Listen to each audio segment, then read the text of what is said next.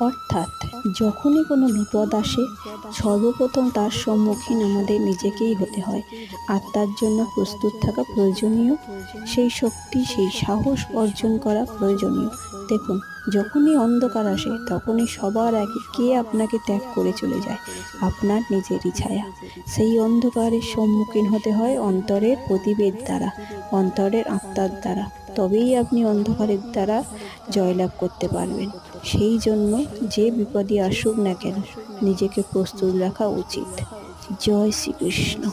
Radhe Radhe.